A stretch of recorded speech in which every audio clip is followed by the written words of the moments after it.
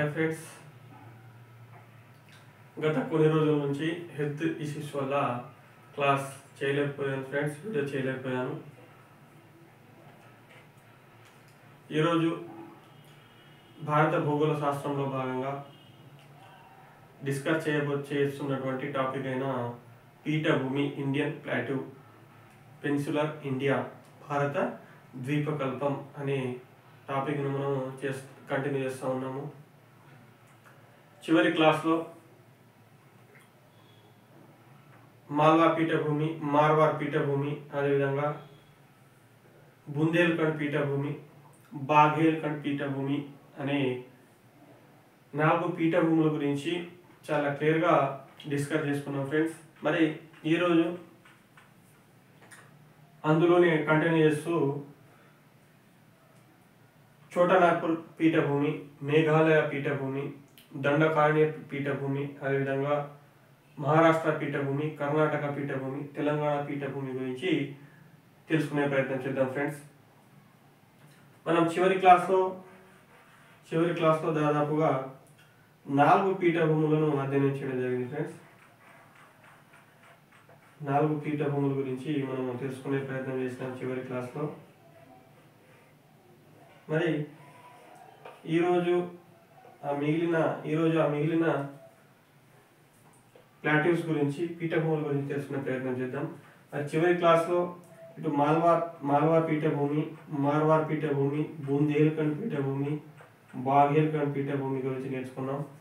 మరి ఈరోజు ఇక్కడ ఉన్నటువంటి చోటానాగ్పూర్ పీఠభూమి, ఇటు మేఘాలయలో ఉన్నటువంటి మేఘాలయ పీఠభూమి, తర్వాత ఇటు ఒరిస్సా, ఛత్తీస్గఢ్, తెలంగాణ, ఆంధ్రాలో విస్తరించినటువంటి దండకారణ్య పీఠభూమి, ఇటు మహారాష్ట్ర, కతేవార్, మధ్యప్రదేశ్ వరకు విస్తరించినటువంటి మహారాష్ట్ర పీఠభూమి, తర్వాత కర్ణాటక పీఠభూమి, ఇటు తెలంగాణ పీఠభూమి గురించి తెలుసుకునే ప్రయత్నం చేద్దాం. మరి చోటానాగ్పూర్ పీఠభూమి అంటే చోటానాగ్పూర్ పీఠభూమి. ఈ చోటానాగ్పూర్ పీఠభూమి గురించి తెలుసుకునే ప్రయత్నం చేసినట్లయితే, చోటానాగ్పూర్ పీఠభూమి, ఈ చోటానాగ్పూర్ పీఠభూమి అనేది ముఖ్యంగా జార్ఖండ్, ఛత్తీస్గఢ్,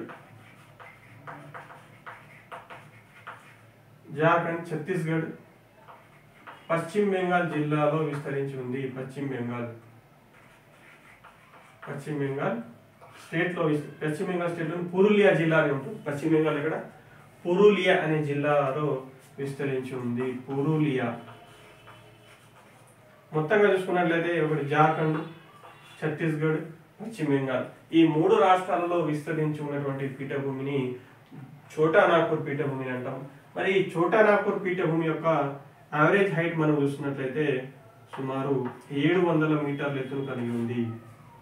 700 మీటర్ల ఎత్తును కలిగి ఉంది.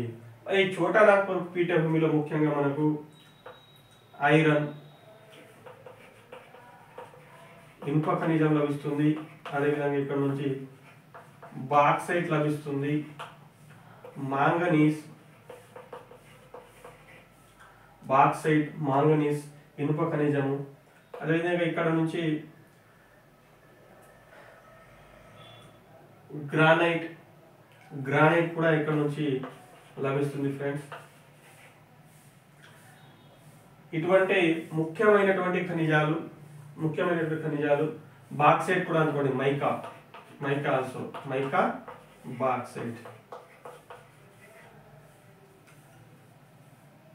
ఇనుప ఖనిజము, bauxite, granite, manganese, mica, bauxite వంటి విలువైనటువంటి ఖనిజాలు ఉన్నటువంటి పీఠభూమి చోటానాగ్పూర్ పీఠభూమి. ఖనిజాల పరంగా సమృద్ధిగా ఉన్నటువంటి పీఠభూమి చోటానాగ్పూర్ పీఠభూమి. మరి ఇంతటి విలువైనటువంటి పీఠభూమి చోటానాగ్పూర్ పీఠభూమి అని అంటాము. ఈ చోటానాగ్పూర్ పీఠభూమిలో ముఖ్యంగా ఈ ప్రాంతంలో ఖనిజాలు ఎక్కువగా లభించడం వల్ల ఐరన్ స్టీల్ కంపెనీ కూడా ఇక్కడే ఉంది. ఏంటిది? బొకారో ఇనుము ఉక్కు కర్మాగారము, ఇనుము ఉక్కు కర్మాగారము, ఐరన్ స్టీల్ ఇండస్ట్రీ కూడా ఇక్కడే ఉంది. ఏ ఇండస్ట్రీ అది? Bokaro iron and steel industry. Bokaro ఇనుము ఉక్కు కర్మాగారం కూడా ఇక్కడే ఉంది. దాంతోపాటు ఇక్కడ థర్మల్ పవర్ స్టేషన్ కూడా ఇక్కడ ఉంది. బొకారో థర్మల్ పవర్ స్టేషన్ అని, థర్మల్ సెంటర్ అని కూడా ఇక్కడే ఉంది చోటా నాగ్పూర్ పీఠభూమిలో ఉన్నటువంటి బొకారోలో. అదేవిధంగా ఈ చోటా నాగ్పూర్ పీఠభూమి అనేది ముఖ్యంగా అనేక నదులు ఈ చోటా నాగ్పూర్ పీఠభూమి నుంచి ప్రవహిస్తాయి. అందులో మనం చూస్తున్నట్లయితే ఒకటి చోటా నాగ్పూర్ పీఠభూమి ప్రవహించే నదిలో ఒకటి దామోదర్ నది ఉంటుంది, దామోదర్ నది. అదేవిధంగా దక్షిణ కోయల్ నది, సౌత్ కోయల్ నది అంటాము. అదేవిధంగా ఇటు బ్రాహ్మిణి నది, అదేవిధంగా ఇటు సువర్ణరేఖ నది. ఇటువంటి చాలా నదులు, అనేక నదులు ఈ చోటా నాగ్పూర్ పీఠభూమి ప్రాంతం నుంచి ప్రవహిస్తూ ఉంటాయి. చోటా నాగ్పూర్ పీఠభూమి నుండి ప్రవహించి ఇటు అరేబియా అనగా ఇటు బే ఆఫ్ బెంగాల్లో ఈ ప్రాంతంలో ఈ నదులన్నీ కూడా తమ యొక్క నీటిని విడుదల చేస్తాయి బే ఆఫ్ బెంగాల్ ప్రాంతంలో. మరి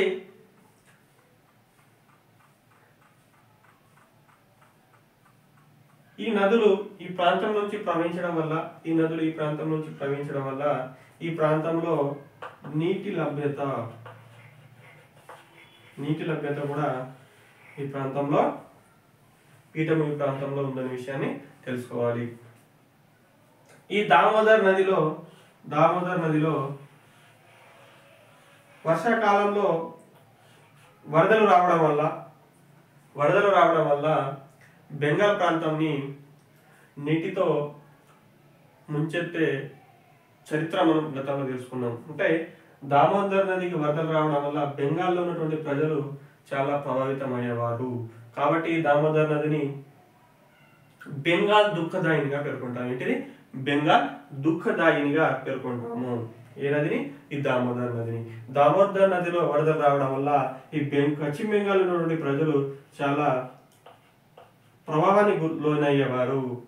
అంటే ఆవాసం పరంగా, ఆహార పరంగా విపత్తులు వంటి పరిస్థితులు ఈ బెంగాల్ ప్రాంతంలో సంభవించేది. కాబట్టి ఈ దామోదర్ నదిని ఏమంటారంటే బెంగాల్ దుఃఖదాయినిగా పేర్కొంటారు.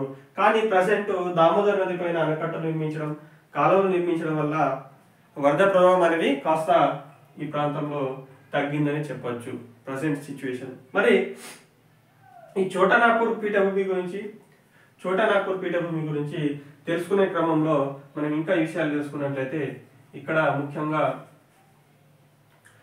గోండ్వానా శిలలు కనిపిస్తుంది. ఏ శిలలు? ఇక్కడ గోండ్వానా శిలలు.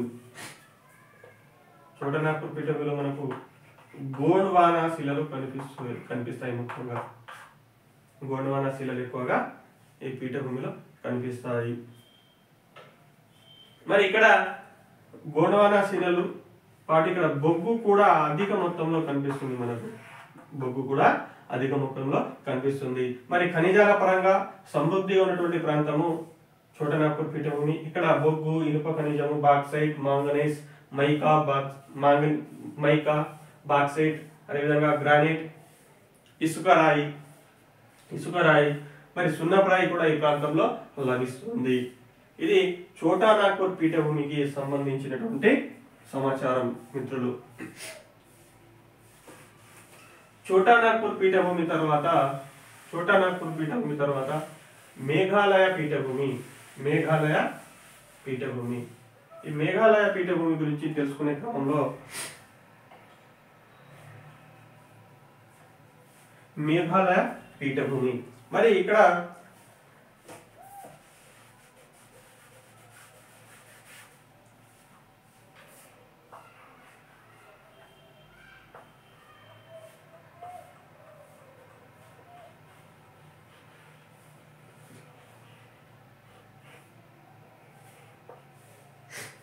మేఘాలయ పీఠభూమి అలా చోటా నాగ్పూర్ ఈ ప్రాంతంలో మేఘాలయ పీఠభూమి ఈ ప్రాంతం ఏమంటారు? మేఘాలయ పీఠభూమి అంటారు ఈ ప్రాంతాన్ని. మేఘాలయ పీఠభూమి. మరి ఈ పీఠభూమి అనేది ముఖ్యంగా ప్రధానంగా మేఘాలయ రాష్ట్రంలో విస్తరించి ఉంది. మరి ఈ పీఠభూమి యొక్క ఉత్తర దక్షిణ ప్రాంతాలను మనం అధ్యయనం చేసినట్లయితే ఈ మేఘాలయ పీఠభూమికి ఉత్తరాన బ్రహ్మపుత్ర నది లోయ ఉంది. బ్రహ్మపుత్ర నది లోయ. ఈ విధంగా దక్షిణాన సుర్మ మేఘన లోయలు ఉన్నాయి. సుర్మ మేఘన అంటే నదుల చేత ఏర్పడినటువంటి లోయలనే ఏమంటాం? మేఘన నది చేత, సుర్మా నది చేత, అదేవిధంగా మేఘన నది చేత, బ్రహ్మపుత్ర నది చేత ఈ నది ప్రవాహంలో ప్రవహించడం వల్ల కొంత భాగము కోతకు గురవుతుంది. కోతకు గురైనటువంటి ప్రాంతాన్ని ఏమంటామంటే లోయ అంటాము. కోతకు గురైనటువంటి భూభాగాన్ని ఏమంటాం? లోయ అంటాము. ఇది బ్రహ్మపుత్ర నది చేత ఈ లోయ ఏర్పడింది కాబట్టి, ఈ వ్యాలీ ఏర్పడింది కాబట్టి దీన్ని ఏమంటామంటే బ్రహ్మపుత్ర నది లోయ ప్రాంతం అంటాము. అదేవిధంగా మేఘన నది ప్రవహించడం వల్ల ఏర్పడినటువంటి లోయని ఏమంటామంటే మేఘన లోయ అంటాము. మరి ఈ మేఘాలయ పీఠభూమికి ఉత్తరాన బ్రహ్మపుత్ర నది లోయ విస్తరించి ఉంది. మరి దక్షిణాన మేఘన లోయ ముఖ్యంగా విస్తరించి ఉంది. మరి ఈ మేఘాలయ పీఠభూమి అనేది హిమాలయ ఇంపార్టెంట్ డిఫరెన్స్, హిమాలయ పర్వతాల భాగం కాదు. మరి ఇక్కడ హిమాలయ పర్వతాలు విస్తరించి ఉన్నాయి అనే అంశం మనం గుర్తు రావచ్చు. ఎగ్జామ్ లో రావచ్చు రేపు. మేఘాలయ పీఠభూమికి సంబంధించి ఈ క్రింది వారిలో సరైనది. ఆప్షన్ ఏ, మేఘాలయ పీఠభూమి హిమాలయ పర్వతాలలో భాగమే. ఆప్షన్ బి, మేఘాలయ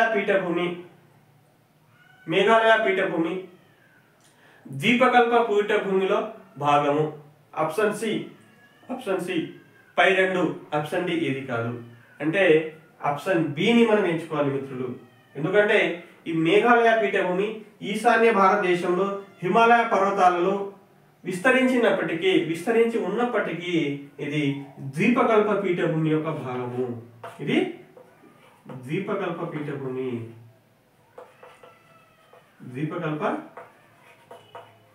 యొక్క భాగము. ఎందుకంటే ఒకప్పుడు ఈ ఛోటా నాగ్పూర్ పీఠభూమి ఈ మేఘాలయ పీఠభూములన్నీ కూడా ఇవి ఇలానే కలిసి ఉండేది. కానీ Indo Australian plate, European plate ఢీకొనడం వల్ల ఈ మేఘాలయ పీఠభూమి యొక్క ఈ భాగము సబ్సిడెన్స్ అయినది. భూమి లోపల చొచ్చుకుపోవడం వల్ల ఈ భాగం అనేది కిందికి దిగిపోవడం వల్ల, ఈ భాగం సబ్సిడెన్స్ జరగడం వల్ల ఈ ప్రాంతంలో క్రమంగా ఒక లోతైనటువంటి ప్రాంతం ఏర్పడింది. ఈ లోతైనటువంటి ప్రాంతంలో బ్రహ్మపుత్ర నది చేత తీసుకురాబడినటువంటి అవక్షేపాల నిక్షేపణ వల్ల ఇక్కడ మైదానాలు ఏర్పడ్డాయి. ఈ ప్రాంతంలో, బంగ్లాదేశ్ ప్రాంతంలో ఈ ప్రాంతంలో మైదానాలు ఏర్పడడం వల్ల ఈ ప్రాంతం అనేది సారవంతమైన ప్రాంతంగా ఏర్పడింది. ఈ సారవంతమైన ప్రాంతంలో ప్రజెంట్ జ్యూట్ జనపనార అనేది అత్యధికంగా ఉత్పత్తి చేయబడుతుంది. మరి Indo Australian plate, Eurasian plate ఢీకొనడం వల్ల ఒక గ్యాప్ ఏర్పడింది, ఒక ఖాళీ ప్రదేశం ఏర్పడింది, గ్యాప్ ఏర్పడింది. ఈ గ్యాప్ ని ఏమంటారంటే, ఈ రెండు ప్లేట్లు ఢీకొనడం వల్ల ఈ మధ్యలో ఒక గ్యాప్ ఏర్పడింది. ఈ గ్యాప్ ని ఏమంటారంటే మాల్దా గ్యాప్ అంటారు. ఏంటిది? మాల్దా గ్యాప్ అంటారు. ఈ మాల్దా గ్యాప్ లో క్రమంగా నదులచే తీసుకురాబడినటువంటి అవక్షేపాల నిక్షేపణ వల్ల ఈ ప్రాంతం మైదానంగా ఏర్పడింది. ఈ మైదానం ప్రాంతంలో సారవంతమైన నేల ఉండడము, నీటి లభ్యత ఉండడం వల్ల ప్రపంచంలోనే అత్యధికంగా జనపనార ఉత్పత్తి చేయడం జరుగుతుంది ఈ ప్రాంతంలో. మరి ఈ మేఘాలయ పీఠభూమి అనేది ముఖ్యంగా రాజ్మహల్ కొండల నుంచి కర్బీ అంగ్లాంగ్ పీఠభూమి వరకు విస్తరించి ఉంది. ఇది ఈశాన్య భారతదేశంలో అరుణాచల్ ప్రదేశ్, అస్సాం రాష్ట్రంలో విస్తరించినటువంటి కర్బీ అంగ్లాంగ్ పీఠభూమి వరకు ఇటు రాజ్మహల్ కొండల నుంచి ఇటు కర్బీ అంగ్లాంగ్ పీఠభూమి వరకు విస్తరించినటువంటి ప్రాంతాన్ని మేఘాలయ పీఠభూమి అంటారు. ఏమంటారు? మేఘాలయ పీఠభూమి అంటారు. మరి ఈ మేఘాలయ పీఠభూమిలో ముఖ్యమైనటువంటి కొండలు ఉన్నాయి. ఇక్కడ ముఖ్యంగా 3 కొండలు ఉన్నాయి మేఘాలయ పీఠభూమిలో. ఒకటి ఈ మేఘాలయ పీఠభూమి అనుకుంటే ఇందులో ముఖ్యంగా 3 కొండలు విస్తరించి ఉన్నాయి.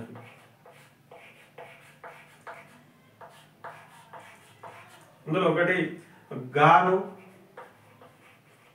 రెండవది ఖాసీ, మూడవది జైంతియా. ఏంటది? గారో, ఖాసీ, జైంతియా. వరుస క్రమంలో గుర్తుంచుకోండి ఫ్రెండ్స్, రావచ్చు. మేఘాలయ పీఠభూమిలో తూర్పున ఉన్నటువంటి కొండ ఏది? జైంతియా. పశ్చిమాన ఉన్నటువంటి కొండ ఏదంటే గారో. మధ్యన ఉన్నటువంటి కొండ ఏదంటే ఖాసీ. మరి ఈ గారో కొండ యొక్క యావరేజ్ హైట్ చూసుకున్నట్లయితే 700 మీటర్లు, ఖాసీ కొండ యొక్క యావరేజ్ హైట్ చూసుకున్నట్లయితే 1500 మీటర్లు, అదేవిధంగా ఈ జైంతియా కొండ యొక్క యావరేజ్ హైట్ కూడా 1500 మీటర్లు. ఈ గారో, ఖాసీ, జైంతియా పేరు మీదనే ఇవి గిరిజన తెగలు. యాక్చువల్లీ ఇది ట్రైబ్స్ పేరు గారో, ఖాసీ, జైంతియా. ఆ తెగల పేర్ల మీదనే ఈ కొండల యొక్క పేర్లు వచ్చింది ఫ్రెండ్స్. ఏంటిది? గారో, ఖాసీ, జైంతియా. ఈ ప్రాంతంలో గారో తెగకు సంబంధించిన ప్రజలు, ఖాసీ తెగకు సంబంధించిన ప్రజలు, జైంతియా తెగకు సంబంధించిన ప్రజలు ఈ ప్రాంతంలో నివసించడం వల్ల ఆ తెగ పేరు చేతనే, ఆ తెగ పేరు మీదనే ఈ కొండలకు గారో, ఖాసీ, జైంతియా అనే పేరు రావడం జరిగింది మిత్రులు. ఈ విషయాన్ని గుర్తుంచుకోవాలి. మరి మేఘాలయ పీఠభూమిలో ముఖ్యంగా ఈ మేఘాలయ పీఠభూమిలో ముఖ్యంగా మనకు సున్నపు రాయి, మాంగనీస్,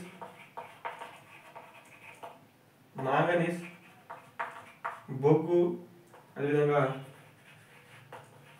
యురేనియం వంటి ఖనిజాలు లభిస్తాయి ఫ్రెండ్స్. ఇక్కడ మాంగనీస్, బొగ్గు, యురేనియం, అదేవిధంగా బంకమట్టి కూడా లభిస్తుంది. ఇక్కడ ఇది బంకమట్టి కూడా ఈ ప్రాంతంలో లభిస్తుంది. సున్నపురాయి, మాంగనీస్, బొగ్గు, యురేనియం, బంకమట్టి వంటి విలువైనటువంటి పదార్థాలు, ఖనిజాలు ఈ మేఘాలయ పీఠభూమిలో లభిస్తుంది మిత్రులు. తర్వాత మేఘాలయ పీఠభూమి తర్వాత మరొక పీఠభూమి దండకారణ్య పీఠభూమి. ఏంటిది? దండకారణ్య పీఠభూమి. ఈ దండకారణ్య పీఠభూమి ముఖ్యంగా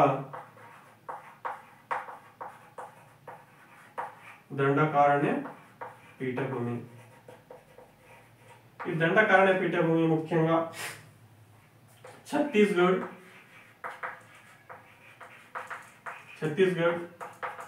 తెలంగాణ, ఏపీ, ఒరిస్సా రాష్ట్రాల్లో విస్తరించి ఉంది. ఛత్తీస్గఢ్, తెలంగాణ, ఏపీ, ఒరిస్సా రాష్ట్రాల్లో విస్తరించి ఉంది. ఇది కొంత భాగం మధ్యప్రదేశ్, అదేవిధంగా మహారాష్ట్రలో కూడా కొంత విస్తరించి ఉంది. మధ్యప్రదేశ్ మరియు మహారాష్ట్రలోని కొన్ని ప్రాంతాల్లో సమ్ డిస్టిక్ లో విస్తరించింది. మహారాష్ట్రలో చూసుకున్నట్లయితే గడ్చిరోలి, అంటే గడ్చిరోలి జిల్లా, అదేవిధంగా గోండియా జిల్లాలో ఈ దండకారణ్య పీఠభూమి విస్తరించి ఉంది. మరి దండకారణ్య పీఠభూమి సగటు ఎత్తు మనం తెలుసుకునే ప్రయత్నం చేసినట్లయితే ఇది 250 మీటర్ల నుంచి 300 మీటర్లను కలిగి ఉంది. 250 మీటర్ల నుంచి 300 మీటర్లను కలిగి ఉంది. మరి దండకారణ్య పీఠభూమిలో ముఖ్యంగా ప్రవహించే నదులు మనం తెలుసుకున్నట్లయితే ఈ దండకారణ్య పీఠంలో ముఖ్యంగా గోదావరి నది యొక్క ఉపనదులైన ఇంద్రావతి, సబరి నదులు ప్రవహిస్తాయి. అదేవిధంగా మహానది యొక్క ఉపనదులైన మహానది ఈ దండకారణ్య పీఠభూమి గుండా ప్రవహిస్తుంది. దాంతోపాటు ఈ మహానదిలో ప్రవహించే ఉపనదులు మనం చూసుకున్నట్లయితే జోంక్, టెల్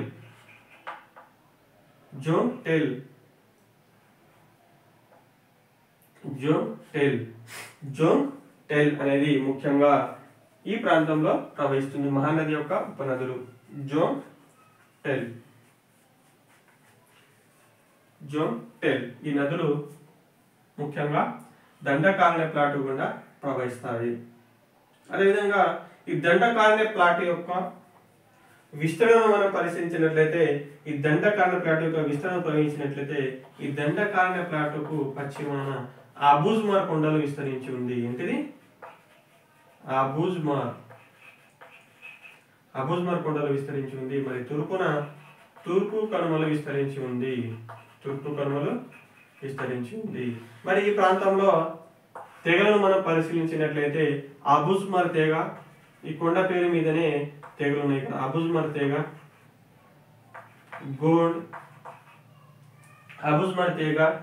గోండ్, అదేవిధంగా ఇక్కడ మూరియా హల్బాస్. అబూజ్మార్, గోండ్, మూరియా హల్బాస్. ఏంటిది? అబూజ్మార్, గోండ్, మూరియా హల్బాస్ వంటి తెగలు ఈ ప్రాంతంలో నివసిస్తాయి ముఖ్యంగా. మరి ఈ ప్రాంతంలో ముఖ్యంగా మాంగనీస్ మరియు బొగ్గు నిక్షేపాలు ఉన్నాయి ఇక్కడ ముఖ్యంగా. ఏంటిది? మాంగనీస్, అదేవిధంగా బొగ్గు నిక్షేపాలు ఉన్నాయి ఈ ప్రాంతంలో. మాంగనీస్ మరియు బొగ్గు. ఈ మాంగనీస్ ను ముఖ్యంగా ఐరన్ ను కరిగించడానికి ఉపయోగిస్తారు. దాంతోపాటు మిశ్రమ లోహాల తయారీ, ఐరన్ తో కూడినటువంటి మిశ్రమ లోహాల తయారీకి ఈ మాంగనీస్ ఉపయోగిస్తారు. ఐరన్ ను కరిగించడానికి మరియు మిశ్రమ లోహాలను, మిక్స్డ్ మెటల్స్, మిశ్రమ లోహాలను తయారు చేయడానికి ఈ మాంగనీస్ ఖనిజాన్ని ఉపయోగిస్తారు. ఈ మాంగనీస్ మరియు బొగ్గు ఈ ప్రాంతంలో లభించేటటువంటి ప్రధాన వనరులు.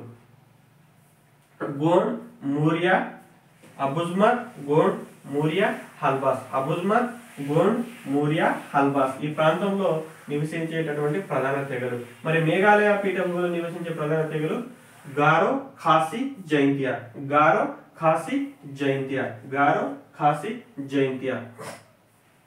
రైట్. మరి నెక్స్ట్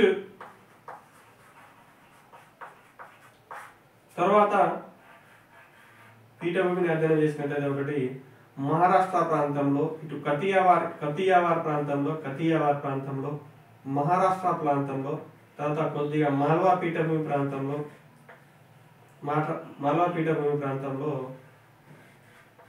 ఈ విస్తరించినటువంటి పీఠభూమిని ఏమంటారంటే మహారాష్ట్ర పీఠభూమి అంటారు. అంటే మహారాష్ట్ర పీఠభూమి అంటారు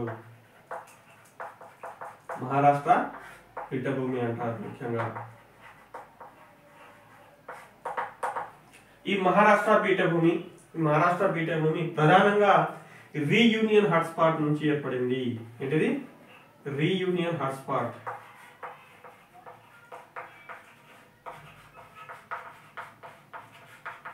ఏంటిది? Reunion hotspot. Very very very important. Star mark చేసుకోండి ఫ్రెండ్స్. మహారాష్ట్ర పీఠభూమి ప్రధానంగా అంటే దక్కన్ పీఠభూమి దాదాపుగా రీయూనియన్ హాట్స్పాట్ నుంచి ఏర్పడినట్టుకి, అందులో ప్రధానంగా మెయిన్లీ మహారాష్ట్ర పీఠభూమి రీయూనియన్ హాట్స్పాట్ నుంచి ఏర్పడింది. మరి రీయూనియన్ హాట్స్పాట్ అంటే ఏంటో తెలుసుకునే ప్రయత్నం చేద్దాం ఫ్రెండ్స్. రీయూనియన్ హాట్స్పాట్ అంటే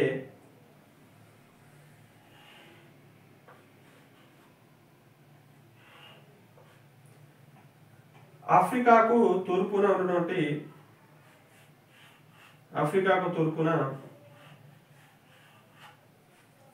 ఇండో ఆస్ట్రేలియా ప్లేట్ అనుకోని ఉండేది ప్రారంభంలో. ఏంటిది? అది ఇండో ఆస్ట్రేలియా ప్లేట్ అనేది ఆఫ్రికా నుంచి వేరైన తర్వాత ముందుకు కదులుతా ఉన్నటువంటి క్రమంలో ఆఫ్రికా ప్రాంతంలో ముఖ్యంగా ఇక్కడ రీయూనియన్ అనే ఒక హాట్స్పాట్ ఉంది. ఏంటిది? రీయూనియన్ అనే ఇక్కడ హాట్స్పాట్ ఉంది.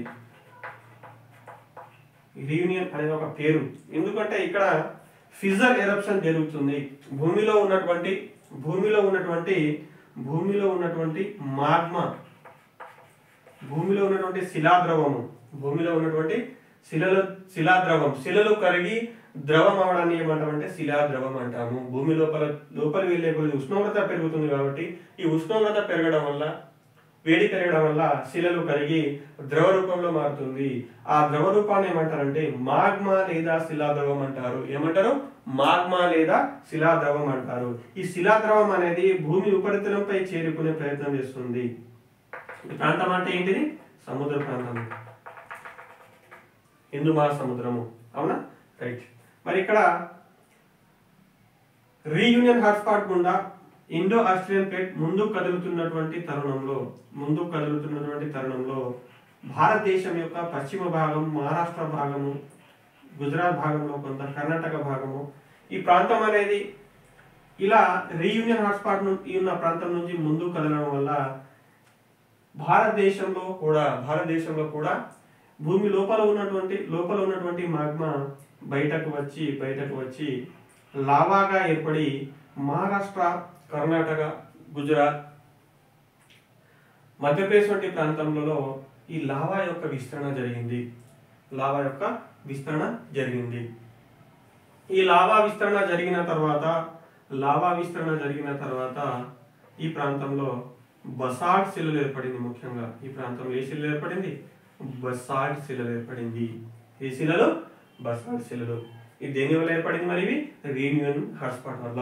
ఇక్కడ ఏర్పడినటువంటి లావా క్రమంగా చల్లబడిన తర్వాత బసాల్ట్ శిలలుగా ఏర్పడ్డాయి. ఏంటిది? బసాల్ట్ శిలలుగా ఏర్పడ్డాయి. ఈ బసాల్ట్ శిలలు క్రమక్షయం చెందడం వల్ల, వెదరింగ్ జరగడం వల్లనే ఈ ప్రాంతంలో ముఖ్యంగా నల్లరేగడి నెలలు కనిపిస్తాయి మనకు. ఏంటిది? నల్లరేగడి నెలలు. ఈ నల్లరేగడి నెలలో నీటిని నిల్వ చేసుకునే సామర్థ్యము నల్లరేగడి నెలలకు ఎక్కువ కాబట్టి ఈ ప్రాంతంలో ముఖ్యంగా వరి, చెరుకు, పత్తి వంటి పంటలు ఈ ప్రాంతంలో ప్రధానంగా ప్రజలు పండిస్తారు. ఈ ప్రాంతం అనేది నెలపరంగా చాలా విలువైనటువంటి ప్రాంతము మహారాష్ట్ర పీఠభూమి ప్రాంతము. అందుకే ఈ ప్రాంతంలో నల్లరేగడి నెలలు లభించడము, తీర ప్రాంతానికి దగ్గరగా ఉండడము, సముద్ర తీర ప్రాంతానికి దగ్గరగా ఉండడము, విలువైనటువంటి వనరులు కలిగి ఉండడం. ముఖ్యంగా ఇక్కడ బొగ్గు లభిస్తుంది, ఐరన్ లభిస్తుంది ఈ మహారాష్ట్ర పీఠభూమిలో. అదేవిధంగా ఈ ప్రాంతంలో ముఖ్యంగా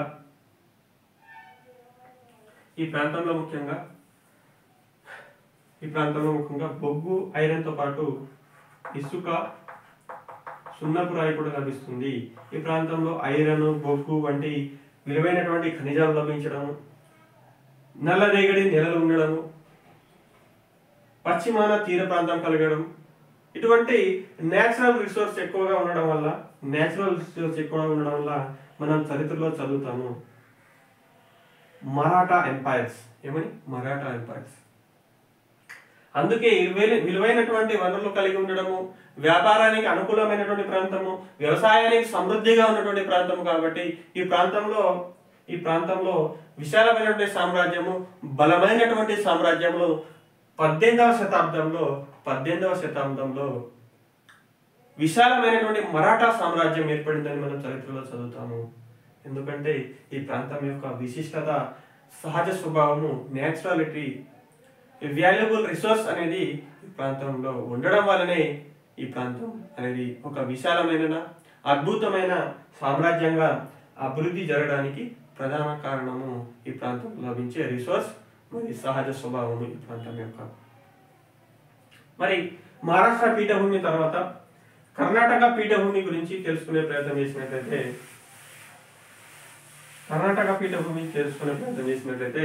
మరి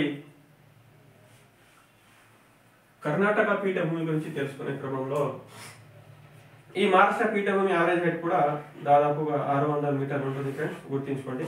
తర్వాత మహారాష్ట్ర పీఠభూమికి దక్షిణాన ఉన్నటువంటి పీఠభూమి కర్ణాటక పీఠభూమి. ఏంటిది? కర్ణాటక పీఠభూమి. ఏ పీఠభూమి అది? కర్ణాటక పీఠభూమి.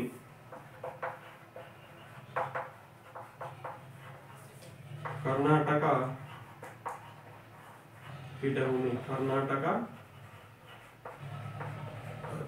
ప్లాట్యూ. ఈ కర్ణాటక పీఠభూమి మరొక పేరు ఏంటంటే మైసూర్ పీఠభూమి.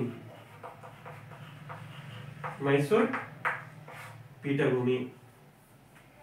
మరి ఈ కర్ణాటక పీఠభూమిలో ముఖ్యంగా మనకు ధార్వాడ్ శిలలు లభిస్తాయి. ఇది ధార్వాడ్ శిలలు లభిస్తాయి. శిలలు ముఖ్యంగా 4 రకాలు: ఆర్కియన్, ధార్వాడ్, కుడప్పన్, వింధ్యన్.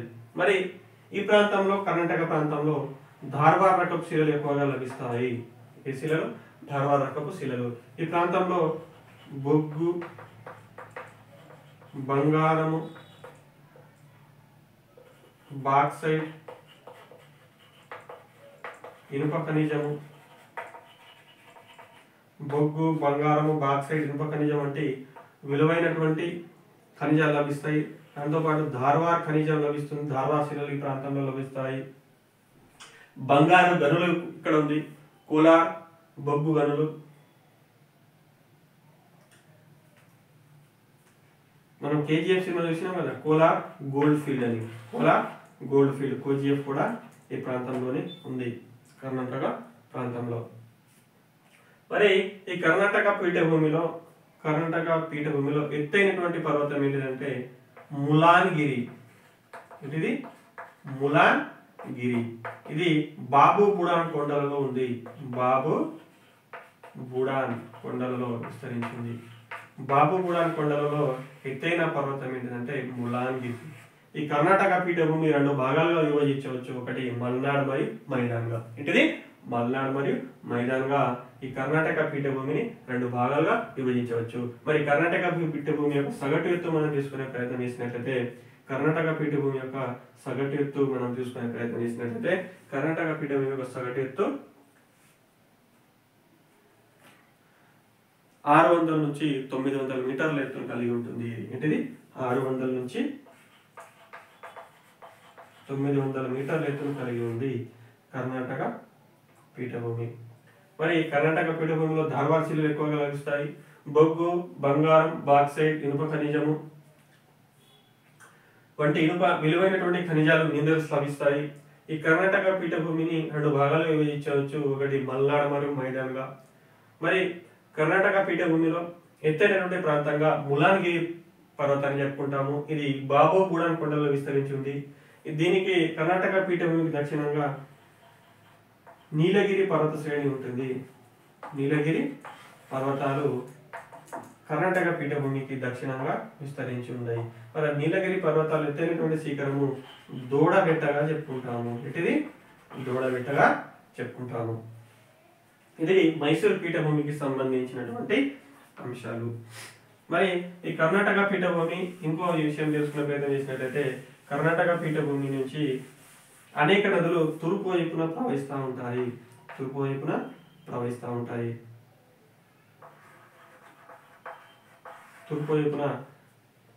అది కర్ణాటకలోని బ్రహ్మగిరి కొండలలో తుంగభద్ర నది, అదేవిధంగా అనేక నదులు ఈ ప్రాంతం గుండా ప్రవహించడం వల్ల ఈ ప్రాంతం కోతకు గురైంది. దాదాపు కోతకు ఎక్కువగా అవక్షేపానికి గురైందని తెలుసుకోవచ్చు ఫ్రెండ్స్. మరి కర్ణాటక పీఠభూమి గురించి 2 ఇంట్రెస్టింగ్ విషయాలు తెలుసుకునే ప్రయత్నం చేసినట్లయితే కర్ణాటక పీఠభూమి అనేది ముఖ్యంగా ఫెల్సైట్ ఖనిజాన్ని ఉత్పత్తి చేసే ఏకైక రాష్ట్రం. అంటే భారతదేశంలో ఫెల్సైట్ అనే ఖనిజాన్ని ఉత్పత్తి చేస్తున్నటువంటి ఏకైక రాష్ట్రము కర్ణాటక. అంటే కర్ణాటక. అదేవిధంగా రెండవ ముఖ్యమైన విషయం ఏంటంటే ఈ ప్రాంతంలో లాకోలిత్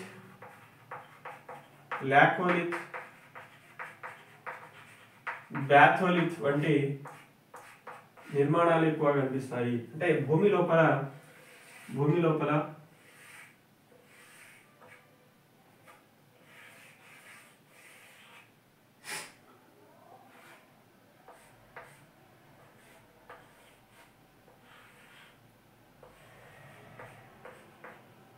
భూమి లోపల మనకు అనేక అనేక నిర్మాణాలు చూస్తూ ఉంటాము. ఒకటి లాకోలిత్ అని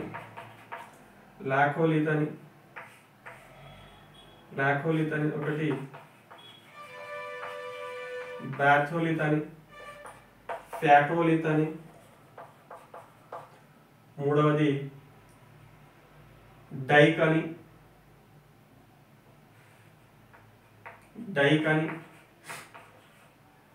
అదేవిధంగా సిల్ అని ఇటువంటి అనేక నిర్మాణాలు మనం భూమిలో చూస్తూ ఉంటాము.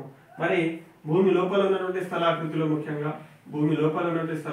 ముఖ్యంగా బాథోలిత్ అనే స్థలాకృతి, అదేవిధంగా లాకోలిత్ అనే స్థలాకృతి, ఈ రెండు స్థలాకృతులు కూడా కర్ణాటక ప్లాటూలో ఎక్కువగా కనిపిస్తాయి. ఎందుకంటే ఈ కర్ణాటక పీఠభూమి ప్రాంతము నదుల ప్రవాహం చేత ఎక్కువగా కోతకు అవక్షేపానికి గురి కావడం వల్ల ఈ ఉపరితల భాగము నేల యొక్క ఉపరితల భాగం పూర్తిగా తొలగిపోవడం వల్ల ఈ లాకోలిత్ భూమి లోపల ఉన్నటువంటి స్థలాకృతులలో లాకోలిత్, బాథోలిత్ వంటి స్థలాకృతులు ముఖ్యంగా ఈ ప్రాంతంలో కనిపిస్తూ ఉంటాయి ఈ కర్ణాటక పీఠభూమిలో. మరి ఇంకొక విషయం ఏంటిది, పెల్సైట్ అనే ఖనిజాన్ని ఉత్పత్తి చేస్తున్నటువంటి ఏకైక రాష్ట్రము కర్ణాటక.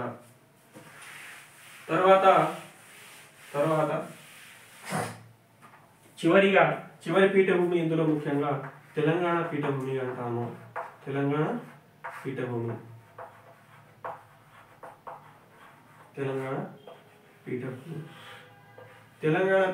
ముఖ్యంగా తెలంగాణ రాష్ట్రము, కర్ణాటక రాష్ట్రము, మహారాష్ట్ర రాష్ట్రము, అదేవిధంగా ఏపీలో కూడా కొంతవరకు విస్తరించి ఉంది. తెలంగాణ, మహారాష్ట్ర, కర్ణాటక, అదేవిధంగా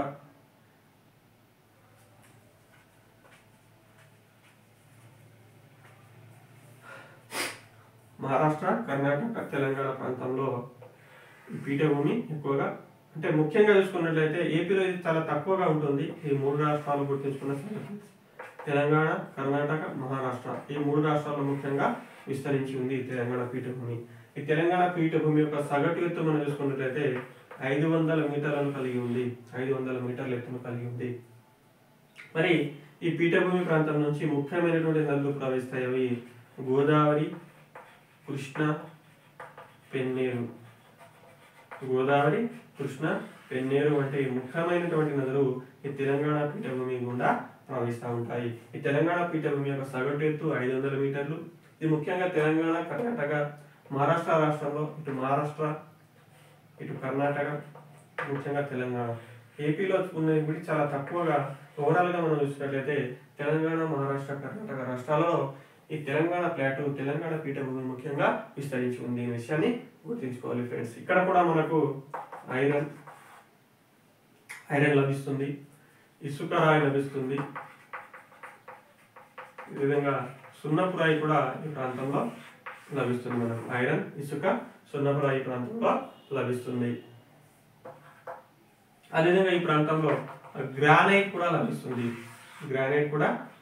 ఈ ప్రాంతంలో లభిస్తుంది. ముఖ్యంగా ఇక్కడ కవ్వాల్, అమరాబాద్, ఏంటిది కవ్వాల్,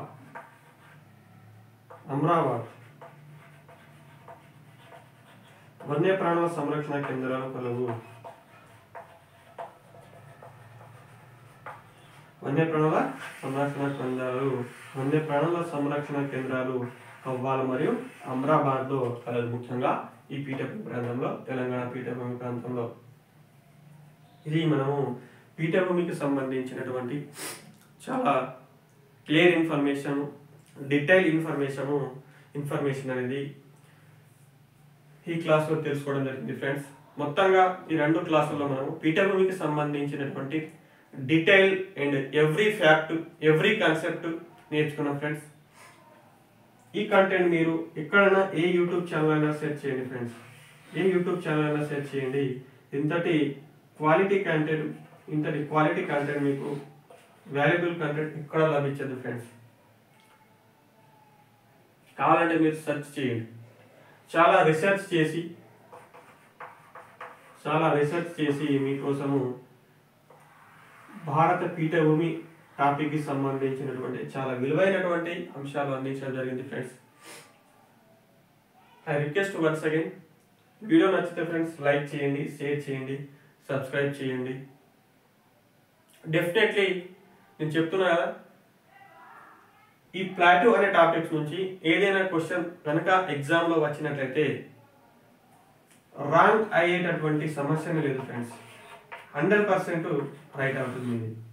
ఈ టాపిక్ మీరు చాలా క్లియర్గా డీటెయిల్గా కనుక స్టడీ చేసి ఎగ్జామ్ రాసినట్లయితే మ్యాక్సిమం 99.9% ఫ్రెండ్స్ క్వశ్చన్స్ అనేది ఈ అంశం నుంచి మీకు వచ్చినట్లయితే తప్పకుండా మీరు 100% చేస్తారు, 99.9%. Okay, thank you. వీడియో నచ్చితే లైక్ చేయండి, షేర్ చేయండి, సబ్స్క్రైబ్ చేయండి. Thank you friends.